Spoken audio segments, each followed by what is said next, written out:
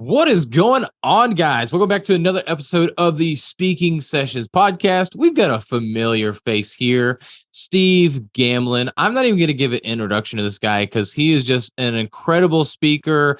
He's a visionary. Vision boards is what he literally does and helps people really craft their vision. And he's got some really cool and exciting things that he's coming up with. And I'm really excited today because we were talking, going back and forth on Facebook per usual with us. And we decided we want to come on and talk about some public speaking myths. So we're going to have something a little bit different here. But Steve, I do want to give you the floor real quick to just kind of introduce yourself. Even though you are a returning guest, we have new audience members. So I want you to introduce yourself a little bit. Thank you, brother. Happy to be here again. And yeah, we had one heck of a game of volleyball going back and forth over the net the other day with speaking tips and myths and stuff like that. So here we are. I've been enjoying life as a speaker for the past 18 years and also work as a coach. Like you said, the visualization work, the vision board. And one of the things I love to do is help newer speakers or people who might just not have their legs under them yet, to encourage them and coach them forward and get them up on that stage. Because I say, once you're up there, just like me, you're probably going to love it. And I still do after all these years. And the stage is such a magical place, really, at the end of the day. And it's amazing how when you're practicing a speech that 20 minutes feels like forever, and you get on stage and you're like, that's all I had. 20 minutes is already up. And it can be the same amount of material, but it feels like you filled up so much more time, and time just evaporated for sure. Yeah. It is very crazy. But let's go ahead and dive right into this. I'm excited to talk about this. We got several myths to talk about today, and we're actually going to start with Toastmasters to start with. And so the first one I really want to talk about is in Toastmasters, we see a lot of professionalism, by the books kind of things. And so I want us to relate what happens in Toastmasters versus what happens in the real world. And there are a lot of differences between those, although Toastmasters is a great source for you to start. This is not bashing on Toastmasters by any means, but we want to debunk the myths and debunk the fact that sometimes Toastmasters is a little misleading when it comes to public speaking. And so the first one is people will not applaud the whole way to the stage. As you'll see in Toastmasters, when it's your time to speak, everybody's applauding until you get up there to start speaking. So Steve, tell us a good story. I know you've got a great story about how this probably didn't happen to you on stage. Yeah, that's one of the things that I loved about Toastmasters is basically all the members are told you are supposed to clap until the person gets all the way up, shakes the hand, takes the mic, if that's the case, and begins. In the real world, that doesn't happen. They announce you, they do the polite clap, and then it is silent. So what I used to do when I was in Toastmasters was sit way in the back, and I would walk up slow and milk that applause the whole way up. And the first time I tried that in the real world, they announced me, I was way at the back of the room, and they do the polite clap. All of a sudden, it's death silence and an audience staring at me saying, why aren't you up there yet? And I raced. Thank God I didn't trip and fall. I raced all the way up. And by the time I got up on stage, I was out of breath. I'm like, thank you so much for having me here. And I'm like already halfway through my water bottle, and I haven't even said a word yet. And that's when I learned, sit near the stage, because in the real world, they don't clap all the way up there. But it was a funny lesson because I got a good humorous intro to a story out of it. But that was a lesson I learned very quickly about the differences between Toastmasters. And like you said, I want to say this too. We're not bashing Toastmasters. I was a member for 8 years. It is the greatest toolbox I've ever discovered to help you build your basic skills as a speaker. Yes, those basic skills for sure. And I'll add to that, like I've even been to 10X growth conferences. So Grant Cardone, his event, he's a very well-known speaker. And even then you'll hear the hype person, the person introducing them, or they'll say something, oh yeah, keep cheering. They'll say these things so that you keep clapping for even a guy as big as Grant Cardone to come up there.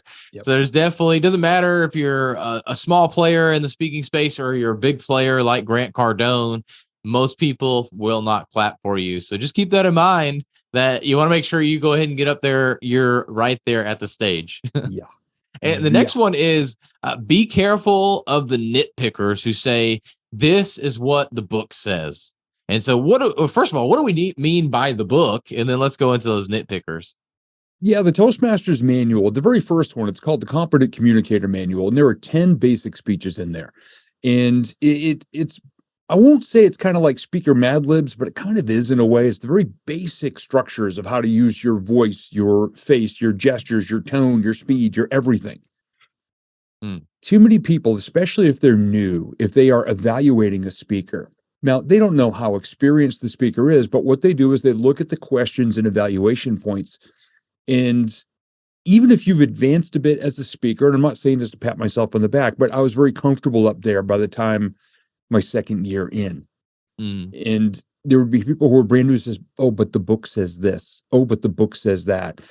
And I'm not a prim and proper person on the stage. I'm not robotic or anything. I lean, I slouch, one hand in my pocket, the other hand, scratching my head. And I'm doing all this stuff, just being me. In one day, this is actually about the 7th or 8th year. This is part of why I left. A brand new person was evaluating and went down and just beat me on every single thing that the book said. And I'm sitting there just taking it, just okay. They don't know what they don't know. A veteran member, this woman was probably in her late 60s, early 70s at the time, stood up. Now, this never happened before. She said, excuse me, but Stephen is an experienced speaker. Stephen exudes confidence. Stephen is comfortable with his physicality and his voice. Stephen is not held by the same rules that some of the newer speakers are. Thank you. And she sat down, and I sat there with my eyes bugging out of my head going, oh my gosh, I was just the reason. I felt like I was in court, and my lawyer just got up and just got me off, death row or something. It was so perfect. But that's when I said, look, this is not the perfect place for me to learn anymore. Get out in the real world more and get hit harder, but get hit, like going back in the forge, softening up, hammering a little different direction versus being told you're doing this wrong. Yeah. And you're exactly right. And I've had very similar experiences within Toastmasters. And one thing that I've noticed for myself and other people that I've helped coach is that I don't go, yes, there's certain things by the book, and I'll go with ums and ahs. That's something that, especially Toastmasters, is all, oh, you got to get rid of all of them. You got to get rid of all the filler words. I have heard so many speakers, and myself, I'm doing it right now. I know you've done it before, where you say ums and ahs. And this does sound like we're bashing Toastmasters, but in Toastmasters, it's just something to be able to look at and point out so you can be aware of it. But in the real world, people are not looking at that. Even as a public speaking coach, even you, Steve, as a great speaker, you're not looking at somebody and saying, oh, they had 6 ums in that speech. That was just a terrible speech. Right. You're looking for the content and how their confidence is and what stories they're sharing. Anybody that is being more natural and not having a memorized speech is going to have those ums and ahs in there. And it's not something that's going to detract from the audience and from your message. So it's okay to do that. And that's what I teach clients. That's what I do it myself. And I make sure that I'm not super polished, because nobody wants to listen to somebody that's polished. They could go to university and go listen to a history lecture. They want somebody that's really polished and going to be speaking about these exact things and going through, and it's all about the book. But if you're going to entrepreneur events, if you're going to these business conferences, whatever conferences you're going to, most of these people are just giving information. They're sharing stories. And so you don't need to be exactly by the book. Yes, it's good to have that information, that reference for yourself. But if you're not exactly by the book, it's probably actually better. I've seen a lot of speakers that are very well-known speakers that if you looked at it by the book, they would not be very good. Yeah, exactly. Yeah. And going back to you, putting your hand in your pocket. Yeah, it depends. If you have both hands in your pocket and you're standing there and you're just looking out at the crowd and your eyes are really big and buggy, okay, you need to get your hands out of your pocket. You need to start using your hands. But sometimes as you walk, it's just a natural thing, especially for guys, to put a hand in a pocket. If it looks natural, it's okay. If it's something that you're doing and you start fiddling with your wallet or your phone in your pocket, that's a totally different story.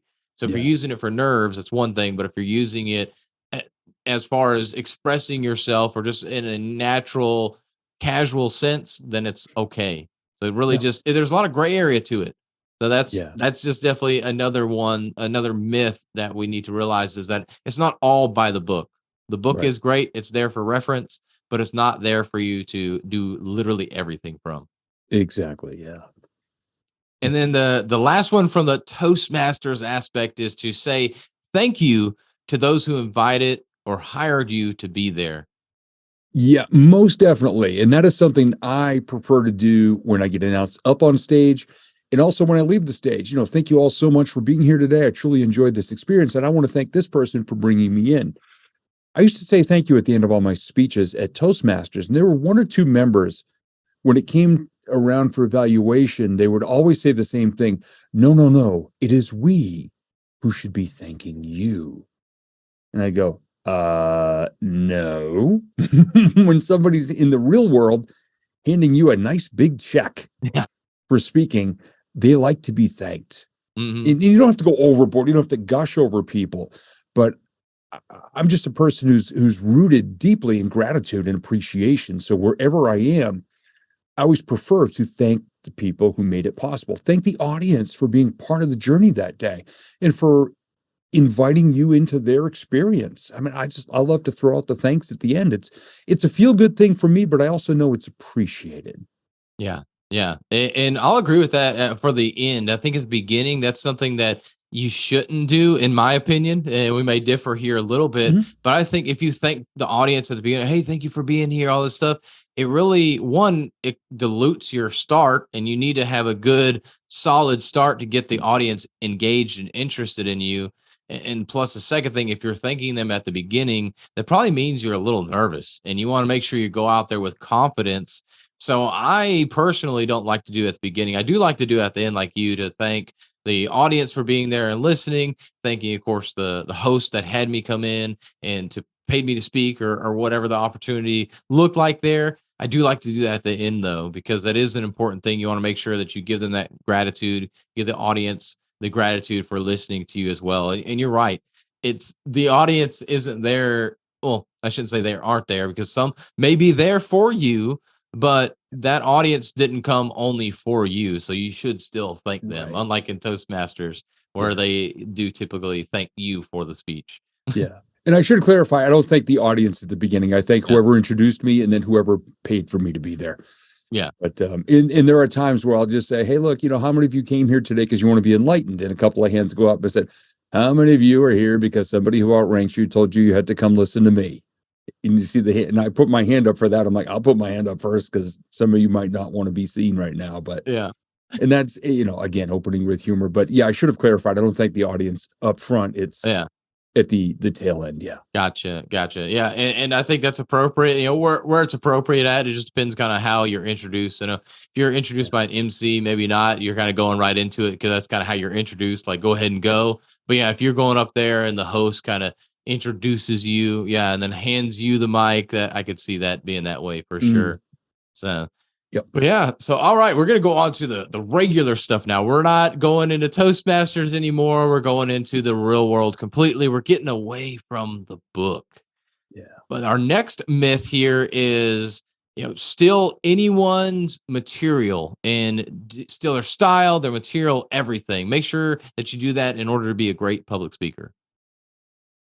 Sadly, I've seen it. I've seen my own stuff get ripped off before, which, it's the sign of a lack of creativity. It's a sign of a lack of individuality. If you are out there stealing other people's stuff, you've not yet clearly defined who you are. It's also a very cheap move.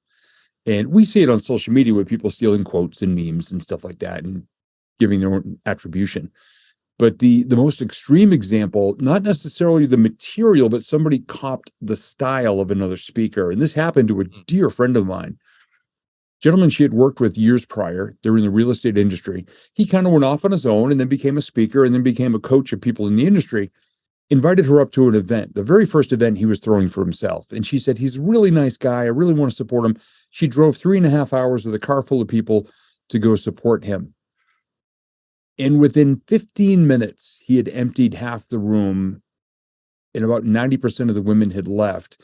He decided to adopt the style of who Tony Robbins has been over the past 15, 20 years, very in your face, very abrupt, F-bombs all over the place, cursing like a sailor and a truck driver had a kid. Mm. And he completely went off the rails and virtually emptied the room. Gosh. And my friend approached him after and said, "What are you doing? This is not the you that I knew. This is not the you that I drove 3 hours to support. What are you doing?" He goes, "Oh, I went to a Tony Robbins event and he was very, attention getting and, changing thought patterns and all that. And I thought I'd try it." And she shakes her head. She goes, "That's not you. Look what you just did to this room." And he thought he was doing a good thing by copying the style of somebody else, but it didn't jive with who his personality was. And it was such a disconnect. And it was just she said it was just offensive. Mm. Like, But hey, if you're going to Tony Robbins, now that's what you're going to get, which is why I don't go to Tony Robbins. I like Tony's earlier style better. yeah. It's personal preference. But this guy went out and tried to be a clone of Tony Robbins, and it backfired on him. It hurt him financially. It hurt his reputation. And now he's lost. He doesn't know what to do next. Yeah. I got to say, that was a moved audience. Yeah. Right out the door. Moved him right out to the parking lot. Yeah, but it's funny, as actually a friend, they preached a sermon at our church actually this past Sunday as we're recording this, and he was going through and he was talking about like, oh, one more, and he's like, oh, that'd be a great motivational speech. And he kind of looked at me, like, so for Philip, he could do a speech on that. I had to go share with him afterwards. I'm like, yeah, it would be. You're exactly right. There's a billionaire that's written a book about it, and he's doing it on stage. Because he didn't know that Ed Milet did that, but it's just funny. Right. He's like, man, that'd be great. And I'm like, hey, you've got an eye for that. Like, it is great because somebody's became a best-selling author, and they did that a whole. That's their speech right now. That's what they do and everything. And he's very successful. So you're right. But I definitely did not steal that from him. But I've definitely had some thoughts of like, what can I do to make myself, my personality on my videos and everything? And there's this one guy on TikTok, and he's always just like, I think something like, listen, like, or so I forget exactly what he says, but he just has, and there's several other ones like that. They have this like certain thing that they say, and or I guess he'll like show something, or maybe it's like, a picture of a woman's breast or like a video. He's like, anyways, in other news, and he'll like go on and talk about something else, but he captures your attention with things like that, clickbait essentially. And then he'll go into whatever he's going to talk about. And so I'm like, what can I do? Something like that. And then as I think about it, I'm like, oh no, that person's doing that. I can't copy that. So it's definitely something you want to make sure that it's your own. And I get what's the word? I get the temptation to want to do that because you see that somebody's already successful with that, but you will be more successful yourself if you do your own style. And that's not to say it might be similar to what somebody does, but make sure it's your own style. And it's okay if it happens to be the same word or similar phrase. I would, if it's a phrase, then you definitely want to make sure that it's different, because you could have somebody that's trademarked. I know, like our buddy Drew B. Wilson, right? Or Andrew Wilson now. Crush the day before it crushes you.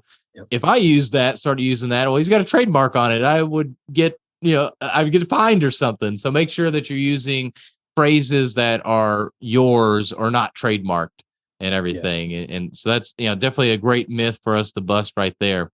Any other thoughts on that? It's funny we say the trademark, because the trademark I own is motivational firewood. As a speaker, as a coach, and as an author. That's my brand, motivational firewood. You got a spark in your heart, I give you information, you take action, you do it, I gave you motivational firewood. And I've had a few people say, oh my gosh, that's really clever, can I use that? And I'd go, you see those two little tiny letters at the end of that? They go, oh yeah. What's that mean? I go, that means you will pay me a ton of money if I catch you using it. And I laugh because I'm not a very, authoritative or fighting person. Yeah. And they just laugh. They go, oh, okay. And they said, I'm more afraid of you making fun of me and ratting me out on social media. I said, that'll do. I may not stick my lawyers on you, but you will know, don't do that. I will be the hot stove. Yeah. And it's funny when you're talking about that with like Drewby's memes and stuff, and he's so brilliant with everything he creates. And I just thought of this the other day. I think I had a reminder that it happened about a year ago. A buddy of mine sent me a meme And he said, "Oh man, I saw this on Instagram and it made me think of you." And I looked at it and I noticed the bottom had been cropped off. And I said, "You know why it made you think of me?" He goes, "Why?" I go, "Because 12 hours ago, I wrote it, designed it, and put it on social media, and somebody hacked off my name and my branding already." He goes, "Whoa." He goes, "Good call, though, that it reminded me of you, right?" I'm like, "Yeah, good call."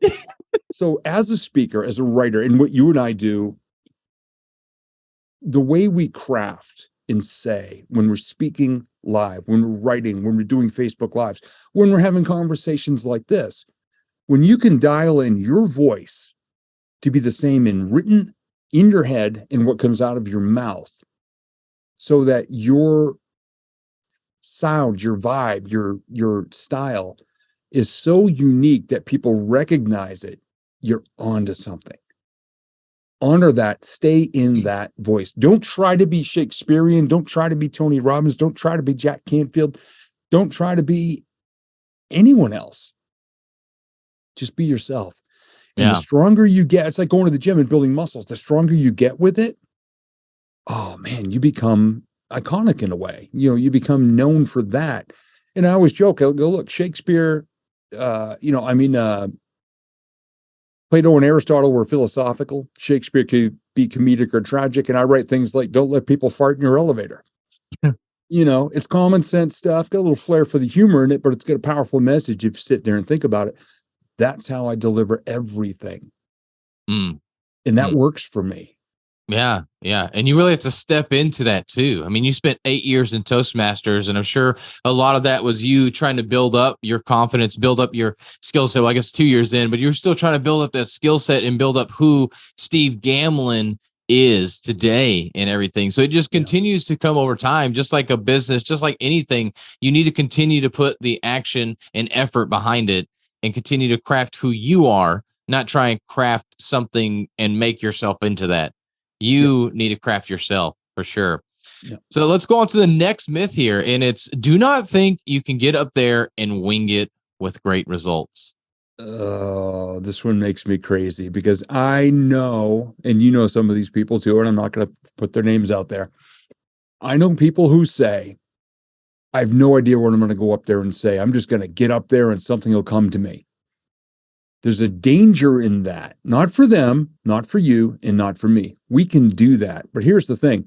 We're not exactly winging it. We've got so much experience and we've honed our skills and our talent. We've developed a level of confidence that will allow us to get up there and see one thing and start riffing on that. So when people say, I'm going to get up there and wing it, evaluate how long they've been doing this, because they're not really winging it. And I think that's just a dangerous thing to say to newer people who think they can go up there and do it. And they flame out so badly that it works the other way. They never want to get on a stage again. And I think that's a very reckless thing for experienced people like us to say, because it lets other people think that's a valuable tool and tactic to do this. So I've always got a framework, but I'm also, because I had 7 years of stand-up comedy, 10 years on the radio, 18 as a speaker, and 28 and a half as a professional MC and DJ. I can look around at anything going on and come up with a story like that. I'm not winging it. I'm relying upon the toolbox that I built, including 8 years of Toastmasters, to be able to be in the moment without panicking like I'm looking for something. Exactly. And the other side of that, if you don't crash and burn, what I see when people just wing it, especially new people, but even experienced speakers, is they go way over their time because they think, oh, I need to put this and this and this and this and this into my material. And they never know exactly where they want to end or where they even want to take the audience. And they just start spitting all this stuff out. And all of a sudden they're 5, 10, 15 minutes over their time and they're not even done. And it's so hard for the host to be able to reel that back in. And how do you just stop them? And eventually, and I haven't experienced it firsthand, but I've heard of people just getting yanked because they went over so much on their time, or the host had to come in and start saying something to essentially get them off the stage because of that. And so that's why you don't want to wing it. And something I thought about that is just funny. You don't want to be like Carrie Underwood. Carrie Underwood says, Jesus, take the wheel. Don't be like Carrie Underwood and say, hey, Jesus, take the mic. You're going to figure it out for me. Yeah. I feel that too many people do that though. They're like, and I love the faith. Don't get me wrong. Obviously, I'm a faithful person. Steve, I know you are as well. But don't just rely on your faith and that the God's just going to come into you and give you the right thing to say.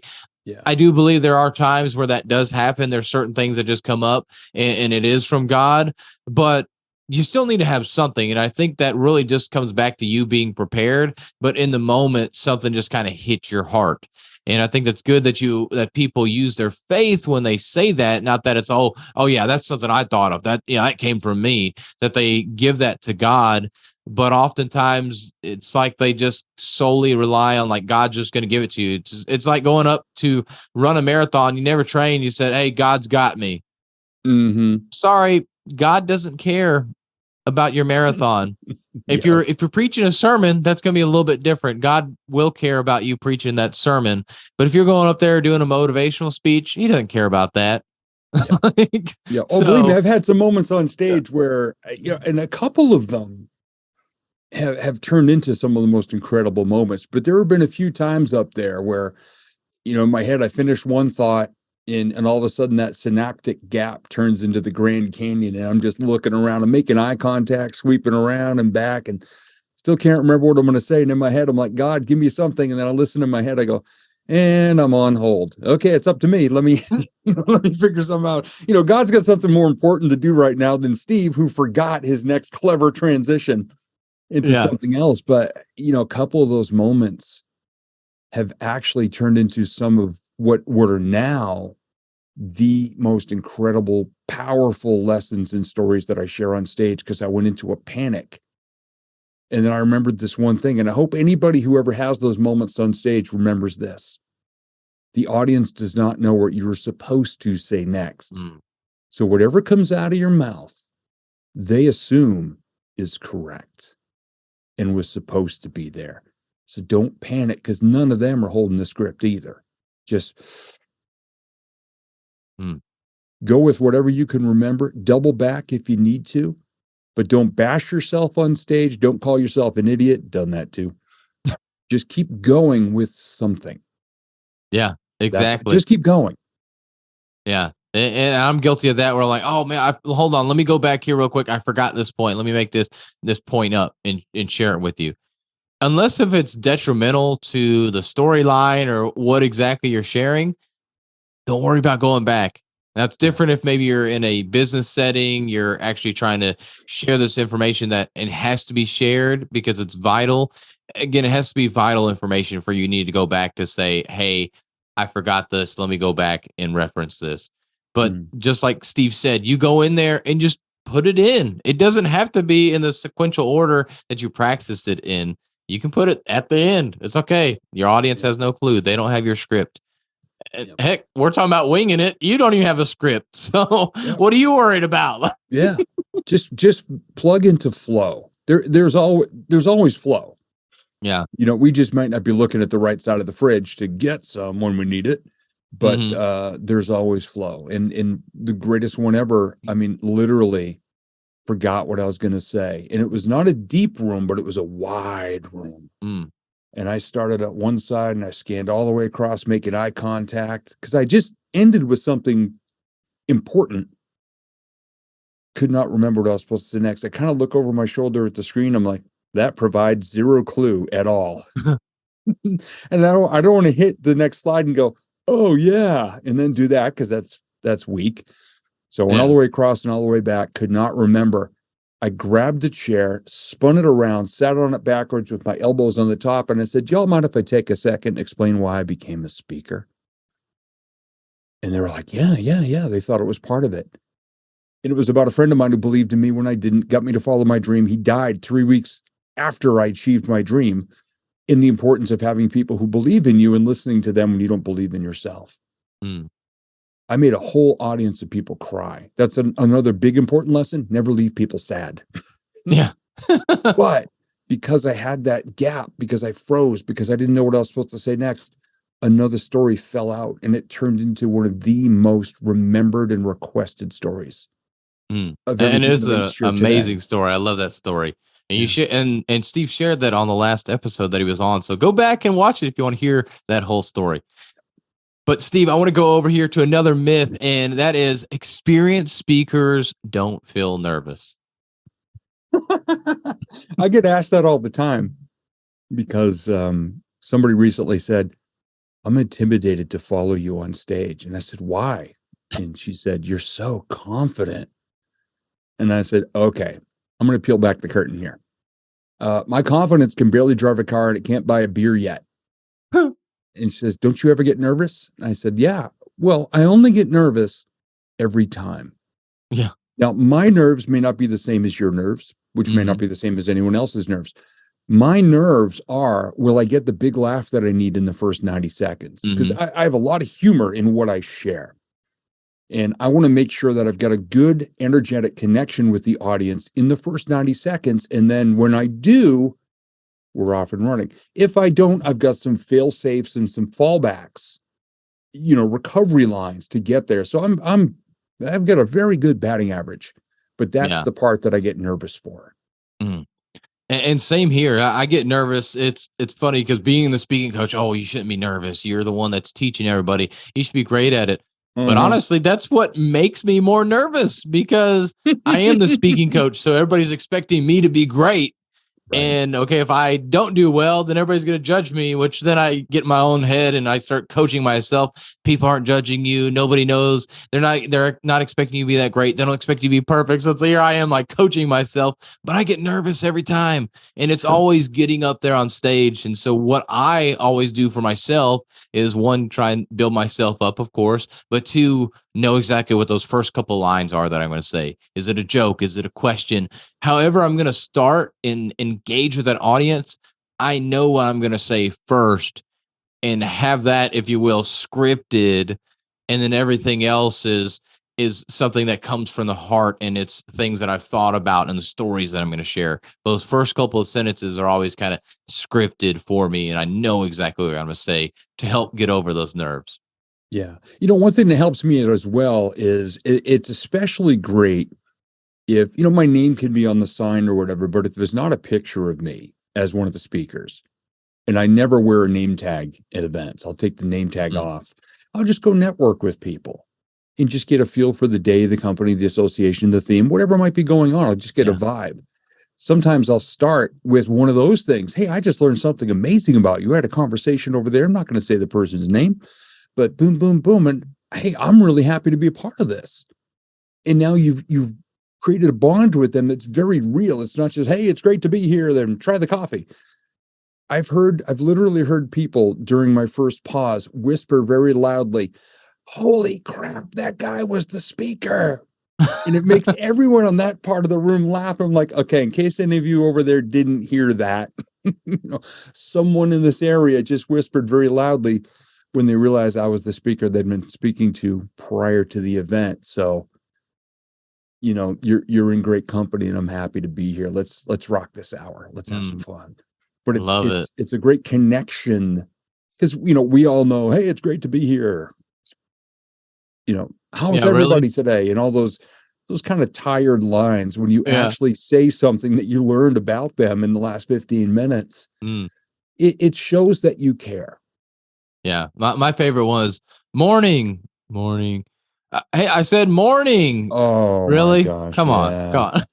I know. So don't be lame. Don't be lame with your introductions, but just get up there, realize that all of us have nerves, no matter how experienced we are.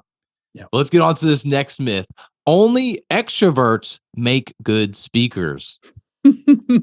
Well, I guess if I was one, I could probably give the other side of the answer for that.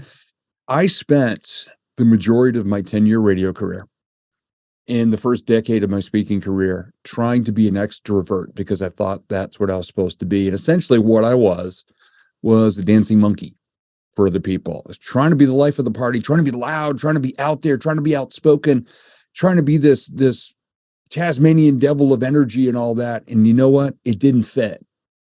It's not my wiring. It's exhausting.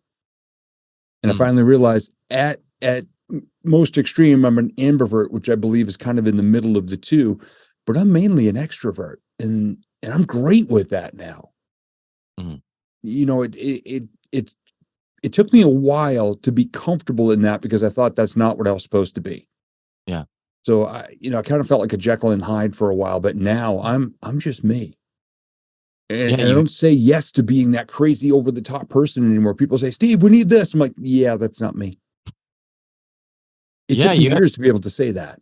Yeah, and it's so powerful. It really goes back to some things we were talking about earlier, that you have to be yourself. You can't be somebody else. And for the introverts that want to be speakers, realize there's other introverts that need you introverts to speak and be that extroverted introvert. Because as extroverts, when we think about salespeople, well, of course you can go up and speak to anybody. You're a salesperson. You're extroverted. I'm introverted. I can't go up and speak to everybody. I get nervous. I just want to stay at home, whatever that looks like for you as the introvert. So if you want to have that boldness, just realize that you can have that boldness for your fellow introverts, and you can help connect with them in a way that extroverts never, ever will connect with an introvert. So you have that superpower by being an introvert that will extrovert themselves to go speak on that stage. Yep. And Yep. sometimes, to me, those are the most though, not just an introvert in general, but people that connect with the audience and are relatable to the audience are the ones that are going to be the best speakers overall. And typically introverts have empathy and can have, they feel for the audience, and they've been through that and experienced all of those emotions, and they can share that and with that story, which relates to the audience, and the audience, it clicks for them, versus that extrovert that's never felt that, and they're trying to talk about nerves and how you get over that and all this stuff. They're saying what they've learned. They're going back to the book. They're talking about the book. Yep. Nobody wants to hear from the book. They want to hear from the person. They want to hear from the human. So go out there as an introvert and speak, because that's a superpower. Yeah. And I was just going to say the greatest superpower in the world is authenticity. Mm-hmm. It really is, knowing who you really are. And when I finally got that, I said, from now on, 100%, never fail. I'm going to be the same person on stage, off stage, backstage, walking down the street, or heading down the Captain Crunch aisle at the grocery store. It doesn't matter where you find me. I'm going to be the same exact person. Not going to be the dancing monkey anymore. I'm just me. And I've had so many people say, oh my gosh, you're exactly the same as you are on stage. I hope so. Yeah. Yeah. I hope I am everywhere, because I've got a list of core values. There are 4 of them right on the wall over there. They're on the wall in my office too, that I need to live by every day. No matter where I am, those core values must be intact. And I need to also express myself according to those core values, whether we're on a call like this, on a stage in front of 1,000 people, or coaching somebody through their goals, hopes, dreams, desired outcomes. I've got to be the same person everywhere. You're exactly right. And so, Steve, I want to get to our last myth here. And I think this is going to be a little bit funny. But when we think about getting on stage, the one myth that everybody always says is, imagine your audience in their underwear or naked. And why is that the worst thing to do? That is absolutely the worst. And I used to have, back when I started doing stand-up comedy and started as a speaker, I still had people telling me to do that. And one day I actually just, threw it out on stage. I said, I just kind of was nervous, and I'm scratching myself. And I kind of had my head down. I said, when I told somebody how many of you were going to be here, they told me to just imagine the audience in the underwear. And I kept trying to not make eye contact with them. And I said, some of you have made some very interesting choices. And I just left it there. They fell out laughing. And I said, good, I've successfully found a way to skewer that myth and just throw it out there, because so many people say, just imagine. Nope. And that line became a line I've used so many times. If I felt, a bit of nervousness on either my part or the audience's part, as an icebreaker, I lobbed that one back out there, and I'd take my little twist on it. Some of you made some very awkward choices. and then we're off to the races, and then we're good. We're on the same level. And that's the thing too, is we're in a position of authority being on a stage. Yeah. But we got to remember, we're not talking down to people. We're not Mm. imagining them in a compromised position, like being in their underwear or being naked. Yeah. I tell people, I said, look, I'm not talking down at you other than the fact that I'm 6'2" and on a 4-foot stage. I said, we're having a conversation here. I'm just taller. That's all. Yeah. Yeah, exactly. And that's such a good point. And I know people come from a place that they want to be helpful and they want you to think that, oh, they're going to be embarrassed if they're in that. So you shouldn't be embarrassed because you're on stage. But yeah, it puts you in this weird frame of mind. And if you're literally thinking about people being naked or in their underwear, who knows where your mind is going? Because it could be like, oh man, that's some good looking people. I definitely want to see them. Or there are other people like, I don't know about that. Like we're gonna be good here. So now you're thinking about the audience, and you're not even thinking about your message anymore. And you're thinking about the audience in a improper way. And you need to be thinking about how you can relate with them, how you can speak into them instead of speaking at them, which really goes to what you're saying about looking down at that audience. And yes, you may literally be looking down, but you're not looking down on them like they need to grovel at your feet or anything. So it definitely puts you in a weird position mentally. And so it's something that you shouldn't do. You should focus on serving that audience. That's something I like to think about, is really serving that audience and how is your message going to help and benefit them. And when you're focused on them, it takes a lot of those nerves off of you as well, which really goes back to what we talked about with the nerves. Yeah. And that's a great attitude too, is we are there as speakers to provide value. And I get asked every once in a while, Steve, who's the most important person in the audience? Besides the person who signs your check. I'm like, for me, because some people like to focus on the front because they can see them and they're loud and maybe they've seen you before. That's why they're in the front and they're trying to be part of the show. For me, it's reaching the people in the shadows. I work the hardest to reach the people I can't see, who are sitting in the dark, who are afraid to come into the light because they don't feel they're worthy of it. They're the people I have to work the hardest to get to, and I'm the most humble to reach as well. And I don't talk down to them at all, because that's where I used to sit. Yeah.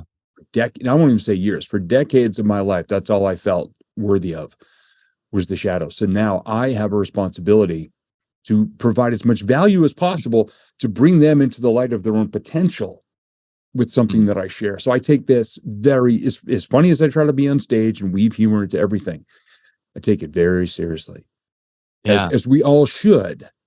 And it's not about ego either. I met a speaker one time who said, I've got more than 500 standing ovations. And he was patting himself on the back the whole time. I'm like, you're an arrogant douche for saying something like that. I said that in my head, not to him, because it's not for me to judge, him to his face or tell him he's wrong. I got one standing ovation and I cheated to get it. I bet a friend $5 just to prove I could do it. Gave a ton of value to the audience and then had them stand up right before I was done and said, thank you, good night. And they were clapping while they were standing. But 99.9% up until that part, because I had to win a $5 bet from my friend.